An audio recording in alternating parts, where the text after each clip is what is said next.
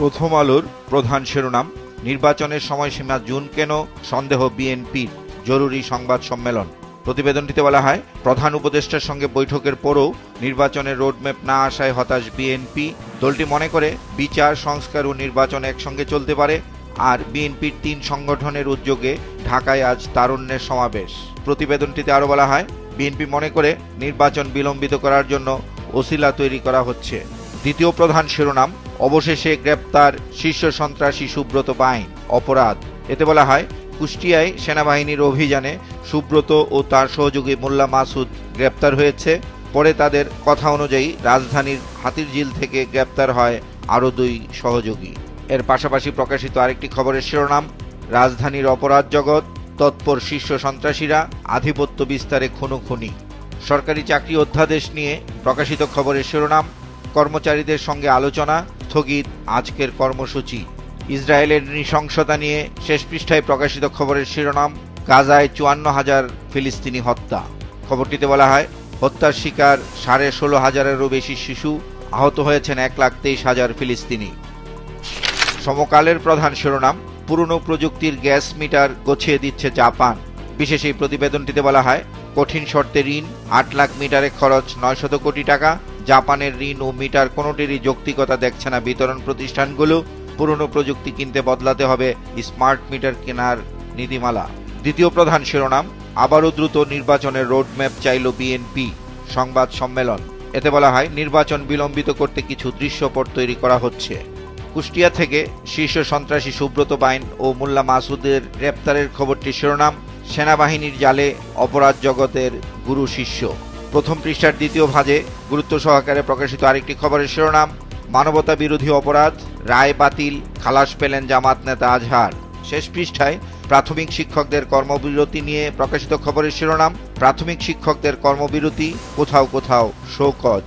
এতে বলা হয়, 3 দফা দাবিতে সারা দেশে কর্মবিরতি পালন করছেন সরকারি প্রাথমিক বিদ্যালয়ের সহকারী শিক্ষকরা। যুগান্তরের প্রধান শিরোনাম, হাসিনা পরিবারের 1,21,000 কোটি টাকার দুর্নীতি, তদন্ত চলছে 7 দেশে। প্রতিবেদনটিতে বলা হয়, দুর্নীতির অভিযোগ 5টি, ক্ষমতার অপব্যবহার করে পূর্বাঞ্চলে রাজকের 6টি প্লট দখল, সূচনা foundation, centre for research and information বা CRI ও বঙ্গবন্ধু মেমোরিয়াল ট্রাস্টের দুর্নীতি, রূপপুর পারমাণবিক প্রকল্পে 483 কোটি 84 লাখ ডলার বা প্রায় 60,000 কোটি টাকা আত্মসাতের অভিযোগ, যুক্তরাষ্ট্রে 300 কোটি ডলার বা 37,000 কোটি টাকা পাচার, আর 8টি সরকারি প্রকল্প থেকে 177 কোটি 20 লাখ ডলার বা 22,000 কোটি টাকা আত্মসাৎ। সরকারের সংস্কার প্রক্রিয়ার উপর দেবপ্রিয় ভট্টাচার্যের একটি মন্তব্য ঘিরে প্রকাশিত খবরের শিরোনাম, কেমন বাজেট চায় অনুষ্ঠানে ডক্টর দেবপ্রিয়, সরকার বদল হলেও প্রক্রিয়া তো বদল হলো না। পত্রিকাটির শেষ পৃষ্ঠায় রাজধানীর আইন শৃঙ্খলা পরিস্থিতি নিয়ে প্রকাশিত খবরের শিরোনাম, রাজধানীর মিরপুরে 6 দুর্বৃত্তের হামলা, প্রকাশ্যে গুলি করে 22 লাখ টাকা ছিনতাই। একই পৃষ্ঠায় বক্স আকারে প্রকাশিত আরেকটি খবরের শিরোনাম, 58 লাখ টাকায় 6 মাসের জন্য বিক্রি, হাত বদল হলো সুন্দরবনের অপরাধ জগতের নিয়ন্ত্রণ। খবরটিতে বলা হয়, আত্মসমর্পণ করা দস্যুরা ফের সক্রিয়। কালের কণ্ঠের প্রধান শিরোনাম, জমি বেচে টাকা পাচারের হিড়িক। খবরটিতে বলা হয়, পলাতক আওয়ামী লীগ নেতারা জমি জমা বিক্রি করে দিচ্ছেন। তালিকায় রয়েছেন সাবেক মন্ত্রী, এমপি, আমলারাও। অনেকের বউ শাশুড়ি, শ্যালক শ্যালিকাদের নামেও প্লট। গাজীপুরে ডিবির মনিরুলের 9 বিঘা জমি বিক্রি। পত্রিকাটির শেষ পৃষ্ঠায় প্রকাশিত আরেকটি বিশেষ খবরের শিরোনাম, বাজেট 2025-26, 3 খাতে থাকছে নতুন বরাদ্দ। প্রতিবেদনটিতে বলা হয়, জুলাই যোদ্ধাদের জন্য 593 কোটি টাকা, মহার্ঘ ভাতায় বরাদ্দ 7,000 কোটি টাকা, আর সড়কের নিরাপত্তায় আলাদা বরাদ্দ রাখা হচ্ছে। আজকের পত্রিকার প্রধান শিরোনাম, 2 আতঙ্ক 1 ডেরায়।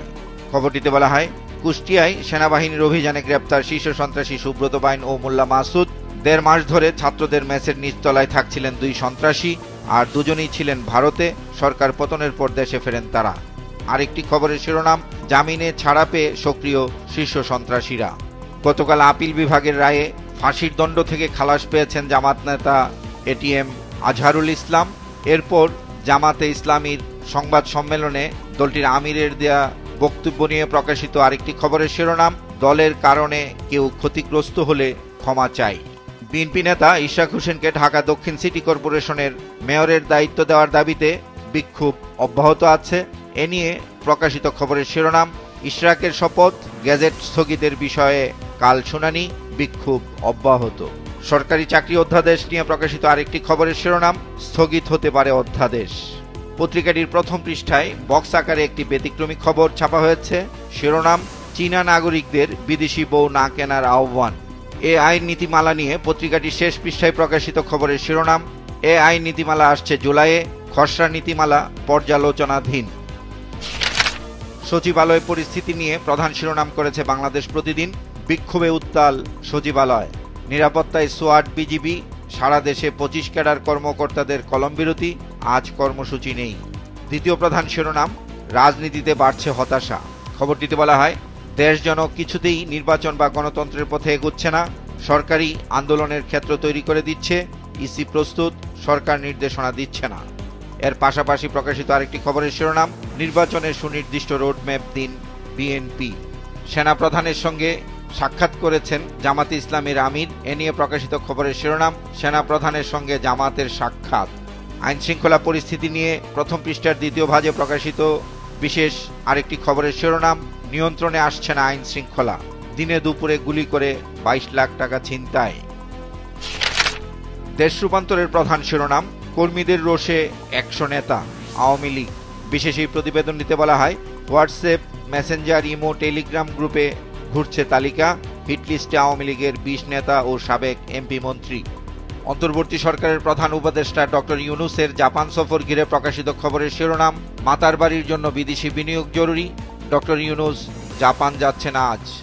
বেসরকারি গবেষণা প্রতিষ্ঠান সেন্টার ফর পলিসি ডায়ালগের সংবাদ সম্মেলন নিয়ে প্রকাশিত খবরের শিরোনাম, সংবাদ সম্মেলনে সিপিডি, নির্বাচনের সুনির্দিষ্ট তারিখ ঘোষণার এখনই সময়। কালবেলার প্রধান শিরোনাম, 200 কোটি টাকা বাড়তি ব্যয় কমিয়ে দিল এনসিটিবি, অতিরিক্ত বই ছাপানো বন্ধ। বিশেষ এই প্রতিবেদনটিতে বলা হয়, গত বছরের চেয়ে 4 কোটি বইয়ের চাহিদা কম এসেছে, এক উপজেলায় 78,000 বেশি চাহিদা এসেছে। অতিরিক্ত চাহিদা ঠেকাতে এনসিটিবি কঠোর, মাঠ পর্যায়ের চাহিদা যাচাই করতে 3টি ভিন্ন পদ্ধতি, আর 32টি টিমে জেলা ও উপজেলা পর্যায়ে সরেজমিন তথ্য যাচাই। শেষ পৃষ্ঠায় একটি অনুসন্ধানী প্রতিবেদন ছেপেছে পত্রিকাটি। শিরোনাম, গৃহকর্মীর আড়ালে কিশোরী পাচার, বিদেশ ফেরত নির্যাতিত নারীরা দেশেও পান না আশ্রয়। খবরটিতে বলা হয়, নিষ্ঠুর বৃত্তে সরকার, দূতাবাসও, স্বামী, সংসার, পরিবার, সমাজ সব জায়গায় অপদস্থ প্রবাস ফেরত নারীরা। খাবার বেতন না দিয়ে মারধরের অভিযোগ, পাচারের সময় পালিয়ে এখন 5 মামলার আসামি এক নারী, মারধরে অনেকের জরায়ু ফেটে যায়।